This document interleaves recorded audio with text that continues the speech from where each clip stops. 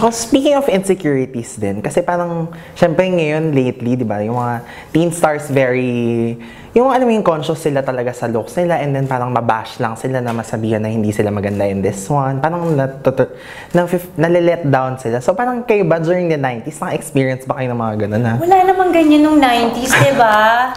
Wala yung malalaman mo na mayroong nag-comment sa'yo na ganyan ka. But it's really harder now. Diba? With social media. You have to be tough.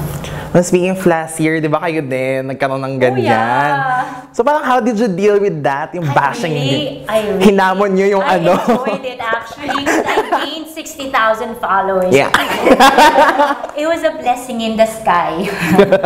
Blessing in disguise. So nakakaloka yun. Seriously, grabe nakita ko padami yung followers ko. Parang nakakaloka.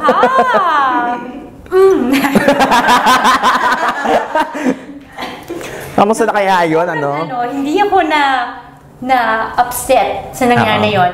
Kabaliktaran. Na-boost pa.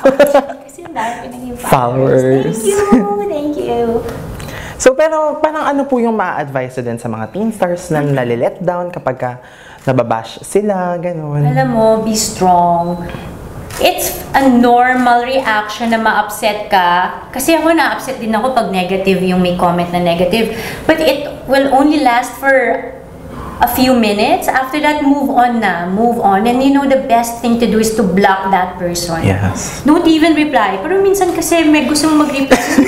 Para sa gumanti ka. Parang you feel like you have the right to reply. Basta do it in a classy way. Classy nga yun. Yeah, and also block that person. So, binlock niyo yung hinamon yung noon? Hindi. Actually, dini-activate niya yung ano. Ay! Naku, natakot yun. Hindi, kasi siya yung nabash, naawa ako sa kanya kasi bata pa pala siya, tapos nag-sorry siya sa akin. Oo, kaya sabi ko, it's okay, don't worry. Kaya okay kami. Touching pala yun. Nag-sorry siya. Pero yung isa dead ma. Ay. Oo.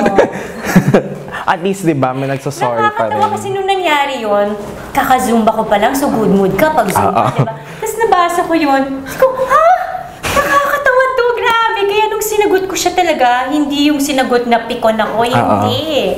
Sinagot ko siya na happy mood. Happy way. Sige nga, patingin nga. Tapos ayun, parang at least, di ba, nag-sorry, may gano'n. Oo, nag-sorry siya. Ayun, ang bongga. At saka, at least nalaman natin yung side na ganyan, di ba? Parang at least bashers still have heart. Sabi nga ng manager, burahin mo na yung post mo na yun. Sabi ko, bakit? Ayoko nga. Saya-saya, joke. Ang saya-saya. Thank you. Ayun, so, one of my best posts ever. Pero natinuruan ako nung experience na yun na maging huwag maarte sa banyo, yung mga gano'n. Yung tipong, basta naging cowboy ako.